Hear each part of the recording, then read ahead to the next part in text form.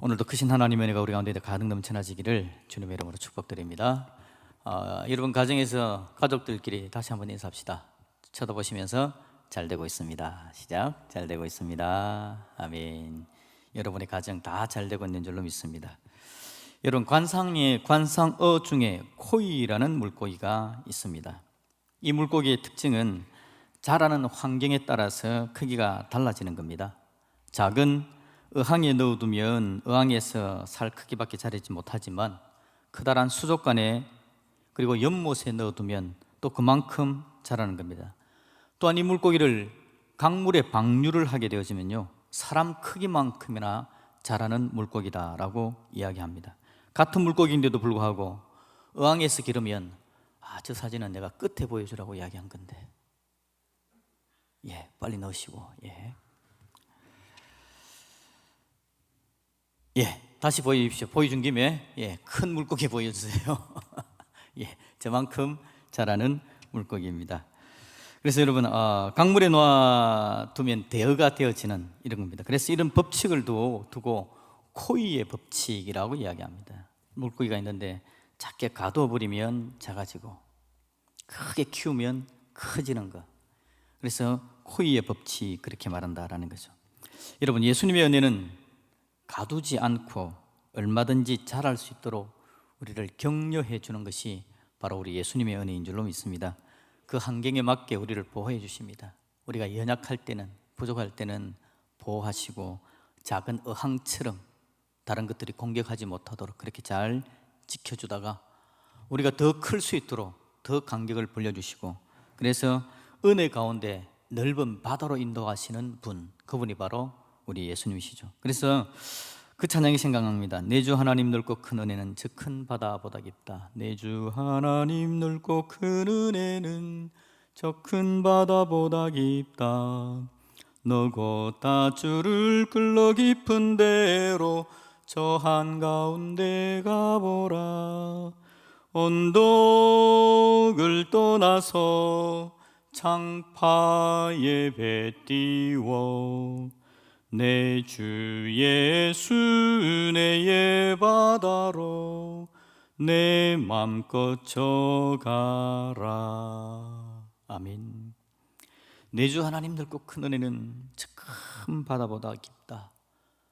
그러니 너 곧 밧줄을 끊고 저 깊은 바다로 한번 가봐라. 언덕을 떠나고 창파에 배 띄워 내 주 예수 은혜의 바다로 네 마음껏 져가라. 이 찬양이 얼마나 은혜로운지 성경 이야기를 그대로 우리에게 들려주는 겁니다. 우리 예수님은 우리를 넓은 하나님의 은혜의 바다로 초청합니다. 단지 우리가 묶여 있을 뿐입니다. 그래서 묶여 있는 그 너 곧 닷줄을 끊어버리고 은혜의 바다로 나오라 그렇게 초청하는 거죠. 여러분 2021년 그 넓은 예수님의 은혜를 마음껏 누리시기를 다시 한번 주님의 이름으로 축복드립니다. 그래서 오늘 여러분 새 포도주는 새 부대에라고 이야기하는 이 예수님의 말씀, 우리가 늘 들어왔던 말씀인데 이 새벽두에 제가 다시 한번 이 말씀을 전하려고 합니다. 왜냐하니까 이 말씀은 우리 인생을 하나님 앞에 두는 정말 중요한 삶의 방편을 우리에게 이야기해 주기 때문에 그렇습니다.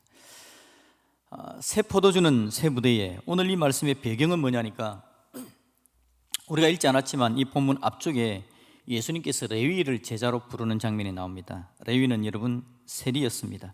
자기 나름대로 넓은 인생을 살아가려고 노력했던 사람이 바로 레위였습니다. 그래서 그가 결정한 것이 내가 잘 먹고 잘 사는 내 넓은 인생을 위해서 내가 직업을 하나 선택하리라. 뭘 할까 고민하다가 결정한 게 바로 세리가 되는 것이었습니다. 확실하게 돈을 벌 수 있는 방법이었습니다. 그리고 이 세리가 되어지는 것은 아무나 될 수는 없었습니다. 머리가 좋아야 합니다. 똑똑해야 합니다. 그래야만 세리가 될 수 있었죠. 그래서 자기가 확실하게 돈 벌고 살 수 있도록 세리가 되기로 마음에 결심을 합니다.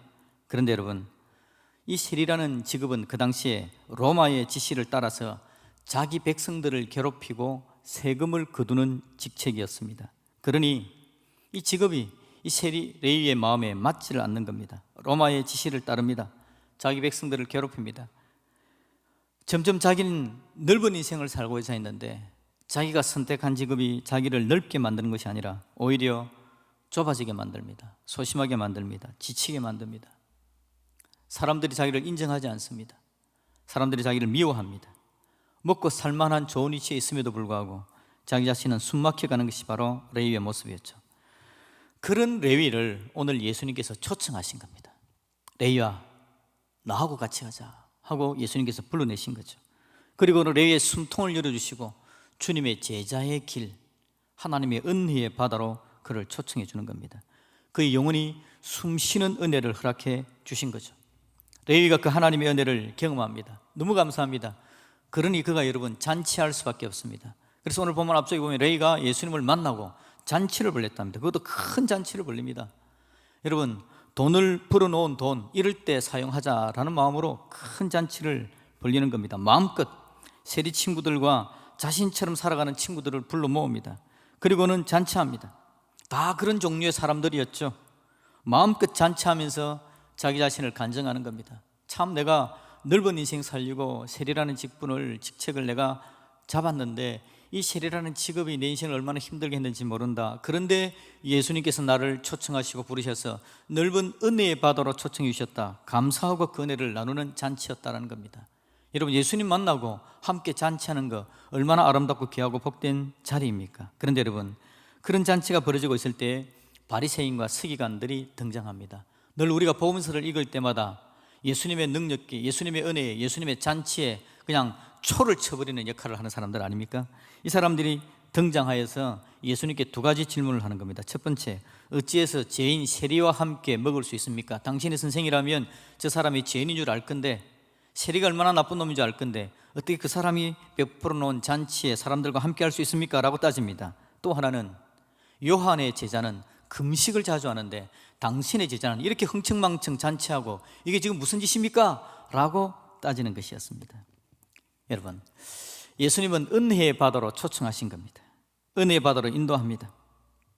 이 은혜의 바다로 인도함을 받아야 된 사람은 레위뿐만 아닙니다. 죄인들뿐만 아닙니다.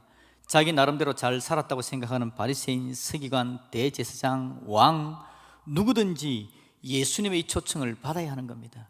인생이라는 사람들이 살아가는 삶이 늘 그렇습니다. 힘들고 어렵고 좁아 터지고 지치고 숨막히는 게 인생들의 삶이죠. 모든 인생이 그럴 수밖에 없습니다. 왜냐하니까 인생이라는 존재는 죄성을 가진 존재이기 때문에, 죄를 짓는 존재이기 때문에 자기의 죄가 자기를 힘들게 만드는 겁니다. 세상의 죄악이 나를 억제해 오는 겁니다. 그런 상황이기 때문에 누구든지 다 예수님의 초청을 받아야 합니다. 예수님의 그 넓고 큰 은혜의 바다에 초청을 받아서 주님께로 쑥 들어가는 그런 복을 누려야 되는데, 오늘 레위는 그 초청을 받고 예수님 감사합니다, 그리고는 잔치를 벌이고 기쁩니다, 즐겁습니다, 은혜와 간증을 나누는데, 바리새인과 서기관들, 당신은 어찌하여 세리와 죄인과 같이 먹습니까? 당신의 제자들은 어찌하여 잔치를 하고 금식을 하지 않습니까? 라고 물어보는 겁니다. 그 넓은 은혜의 바다를 거부합니다. 자신들의 몸을 꽁꽁 묶으면서 예수님의 초청을 거부하고 있는 거죠. 그런 그들을 보고 우리 예수님께서 하시는 말씀이, 지금 너희들의 삶, 바리새인 너희들의 삶의 방식은 낡은 가죽 부대의 삶이다 라고 이야기를 하는 겁니다. 그래서 새 포도주는 낡은 가죽 부대가 아니라 새 가죽 부대가 필요하다라는 말씀을 해주시는 거죠. 너희들 자신의 삶을 묶어 놓았다라는 겁니다. 이게 예수님께서 오늘 들려주는 이야기입니다. 사탄은 우리를 여러분 자꾸 세뇌시킵니다. 예수님의 초청을 못 듣도록, 예수님께서 우리에게 주시는 은혜를 못 받아 누리도록. 그래서 아무리 예수님의 말씀을 전해도 예수님 안 믿는 사람들이 예수님께로 나오지를 못하는 겁니다. 그들의 가죽 부대를 바꾸지 않아서 그랬죠. 예수님 믿고 저와 여러분들 하나님 앞으로 나왔습니다. 예수님 믿는 사람이 되었습니다. 우리 예수님은 새로운 은혜를 우리에게 주시고 새로운 은혜의 바다로 우리를 초청하는데, 우리는 또 여전히 옛날의 가죽 부대에 미어서 새로운 은혜를 주시는 하나님의 그 은혜, 그 능력을 내 삶 가운데 접근해 나가지를 못하는 일들이 나타나는 거죠. 그렇게 우리의 가죽 부대는 낡아 비틀어지고 있는 겁니다. 우리 예수님께서 새로운 은혜를 주시려고 함에도 그 은혜를 못 받아 누리는 거죠. 그러니 여러분, 새해에 이 말씀을 우리가 얼마나 마음에 잘 새겨야 되겠습니까? 코이의 법칙 중에 여러분, 코이 중에 이런 코이가 있을까요? 예를 들면 이 코이가 자꾸 자라니까 주인이 어항에서 좀 더 넓은 수족관으로 옮겨주려고 그럽니다. 그런데 이놈이 거부를 하는 겁니다. 온 몸짓을 하면서 거부를 합니다. 나를 왜 이렇게 나를 괴롭혀요? 나는 여기가 좋은데 넓은 어항 저는 필요 없습니다. 주인이 그를 들어서 그냥 바다로 방류해주고, 그래서 너 더 크게 사람의 키만큼 자랄 수 있도록 도와주려고 그러는데 그냥 나를 놔두세요. 자기의 온몸을 감싸고 그냥 한쪽 구석으로 처박히는 코이.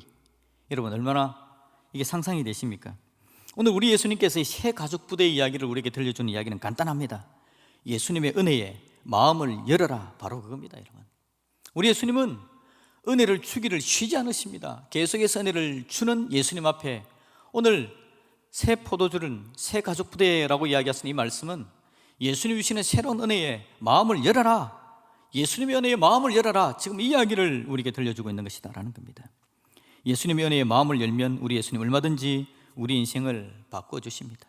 우리 인생을 얼마든지 복되게 하시고 더 풍성한 삶으로 인도해 주신다라는 거죠. 자, 여러분, 레위가 예수님의 제자가 됩니다. 예수님의 제자가 된 레위가 그 인생이 바로 바뀌었을까요? 삶의 행동과 태도, 습관이 한꺼번에 싹 바뀌어졌을까요? 저는 아니라고 생각합니다. 왜냐하니까 제가 목사가 되기로 하고 신학교에 들어갔음에도 불구하고 고등학교 때 가졌던 그 습관이 그대로 있더라고요. 오랜 세월이 지나왔지만 제가 모든 옛날의 습관을 다 버린 게 아니라 아직도 남아있는 옛날의 습관, 잔재들이 남아있는 걸 제가 알기 때문에 그렇습니다. 아마 레위도 그랬을 겁니다. 예수님의 은혜를 붙들고 은혜의 바다로 나아간 겁니다. 주님의 제자가 되기로 한 거죠. 주님을 따라다니면서 레위가 어떤 모습으로 따라다녔을까요? 저는 상상이 되어집니다. 예수님을 믿고 마음에 모셨지만 그는 마음속에 세리였기 때문에, 계산을 잘하는 사람이었기 때문에 마음에 주판을 하나 가지고 있었을 겁니다. 제자들과 함께 살아가면서 제자들과 경쟁의식, 주님의 제자들이 다 서로 경쟁의식을 가졌던 건 우리가 성경을 읽을 때마다 계속해서 드러나는 장면이죠. 그런 레위도 그랬을 겁니다. 마음의 주판을 가지고 늘 계산하고 있고, 레위가 아마 그것도 했는지 모르겠습니다. 세금을 받으러 갔는데 좋은 말 할 때 이제 세금이 얼마다라고 책정을 한 거죠. 그러니까 백성들이 왜 이렇게 세금이 비싸냐고, 비싼 이유는 로마에 주는 거 그리고 자기가 챙기는 거 따로 있기 때문에, 백성들이 그걸 알기 때문에 왜 이렇게 비싸냐고, 왜 이렇게 세금이 많으냐고 이야기를 할 때 처음에는 그냥 이야기를 하다가 나중에는 받아내기 위해서 독하게 나가서 몽둥이 찜질하는 거, 아마 이런 거 아마 배워놨을 겁니다. 자기 선배들도 그렇게 하고, 그 시대가 그런 시대니까 세금을 거두러 다니면서 로마 병정에 힘을 입어서 몽둥이 찜질하면서 세금을 거둬갔던 그 행동, 그 태도가 남아있지 않았을까요? 그래서 제자들과의 관계 속에서 문제가 생기면 저놈을 몽둥이 찜질을 한번 해야 되나? 이런 생각하지 않았을까요? 그런데 여러분, 그렇게 생각하다가 레위가 아마 마음속에 다시 한번 되뇌었을 겁니다. 예수님의 은혜의 바다로 초청받아서 예수님과 함께 살아가는 삶을 누리면서 그 마음에 기억을 하는 겁니다. 자기를 부르시던 날 바리새인과 서기관들이 와가지고 예수님께서 은혜의 바다로 초청함에도 불구하고 예수님 앞에 나아가 왜 당신은 죄인들과 함께 먹습니까? 왜 당신의 제자들은 금식하지 않습니까? 옛날에 매여 있는 그들에게 예수님께서 이야기하기를 새 포도주는 새 부대에 라고 이야기했던 것이 아마 기억이 날 겁니다. 아, 내가 아직도 옛날에 낡은 부대에 매여져 있구나. 예수님은 나를 은혜의 바다로 초청하시고 내 가족 부대가 좀 더 넓고 새로워지기를, 은혜를 부어주시기를 원함에도 불구하고 내가 아직도 옛날에 매여 옛날의 습관대로 살고 있구나. 아마 그러면서 그는 자기 마음을 조금씩 열어서 예수님의 은혜의 바다로 한 걸음 한 걸음 나아가고, 그의 가족 부대가 옛날 낡은 부대에서 조금씩 새롭게 바뀌어서 가는 걸 아마 경험했을 겁니다. 우리 하나님께서 레위를 부르실 때 이런 장면이 있었으니까요. 여러분, 베드로는 어땠을까요? 베드로가 뱃사람 아닙니까? 고기잡이 하는 사람들. 여러분, 이게 배가 이게 여러분 풍랑이 치면 뒤집어지기도 하고 그런 게 있기 때문에 배를 타는 사람들은 늘 마음에 딱 험한 마음을 가지고 살아가는 겁니다. 경쟁하는 마음, 안 뺏기려는 마음, 그런 마음들을 가지고 있죠. 왜냐하니까 목숨이 위험한 일을 하니까요. 그래서 밖으로 물로 나가서 물고기를 잡고 할 때에 칼을 가지고 다닙니다. 왜냐하니까 다른 어부들의 그물과 내 그물이 얽혔을 때 잘라내기도 하고, 자기가 잡아놓은 고기를 빼앗기려고 할 때 그거를 지켜내기 위해서 칼을 하나씩 들고 살아가는 게 어부였을 겁니다. 베드로가 여러분 예수님 잡히던 밤에도 칼을 준비한 게 베드로였습니다. 급할 때는 칼을 하나 마음에 새게 된다. 칼을 하나 들어야 된다. 지금 문제가 있을 때는 칼 하나 가지고 있어야지. 그리고는 그 칼을 직접 활용하죠. 예수님을 잡으러 왔을 때 대제사장의 종의 귀를 잘라버립니다. 누군지 모르지만 그 사람의 귀를 잘라버렸습니다. 그러자 우리 예수님께서 이야기를 하는 겁니다. 베드로야, 칼을 가지고 나오는 자는 칼로 망한다. 그러면서 베드로야, 네가 그런 부분에서 지금 새 부대가 되어야 되는 거야. 나를 따르고 내가 너희들에게 은혜를 주고 내가 너희들을 복되게 끌어가는데 옛날의 방법을 그냥 그대로 들고 나오면 안 되는 거야. 나의 은혜를 담으려면 새 부대여야 되는 거야. 우리 예수님께서 베드로를 그렇게 초청하시고 은혜로 인도해 가시는 거죠. 여러분, 예수님은 레위와 베드로를 넓혀주십니다. 예수님과 함께 있으면서 그들은 조금씩 그들의 낡은 가죽 부대가 새 가죽 부대로 바뀌어져 가는 거죠. 이전에 그들의 삶을 꽁꽁 묶고 있던 그들이 살아가던 삶의 방식, 새로운 삶의 방식, 예수님의 은혜에 대해서 마음을 열지 못하고 그냥 닫고 있었던 그들의 마음들을 우리 예수님께서 조금씩 열어서 그들을 주님의 은혜의 바다로 초청해 나가시는 것이 예수님과 제자들과의 관계였다라는 것입니다. 여러분, 사람들은요, 자신의 살아오던 방식을 바꾸기가 쉽지가 않습니다. 특히 신념화되어진 것, 이것이 맞다라고 내 마음에 신념화되어진 것, 바리새인과 서기관들처럼요. 그렇게 마음에 한번 정해진 삶의 방식을 바꾸기가 쉽지 않은 겁니다.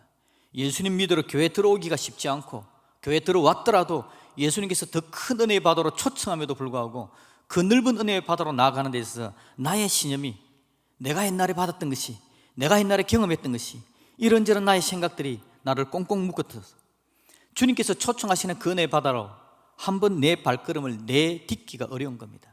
그러니 여러분, 방금 제가 찬양했듯이 내 주 하나님 넓고 큰 은혜는 찬양할 때 너 곧 닷줄을 끌러 깊은 데로 가봐라.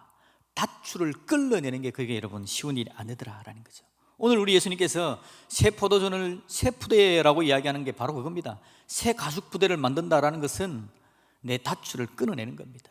그리고는 주님께서 초청하는 그 은혜로 내 걸음을 한 걸음 더 나아가는 것이다 라는 거죠. 사탄은 여러분 늘 우리를 한계 짓게 만들고 그 자리에 있게 합니다. 그 자리가 맞다라고 이야기하고 은혜의 바다로 초청받는 우리를 그냥 그대로 머물러 두고 싶어하는 게 바로 사탄의 마음입니다. 그러니 여러분, 오늘 우리 주님의 초청을 우리가 받아들이는 것이 우리가 얼마나 중요한가라는 거죠.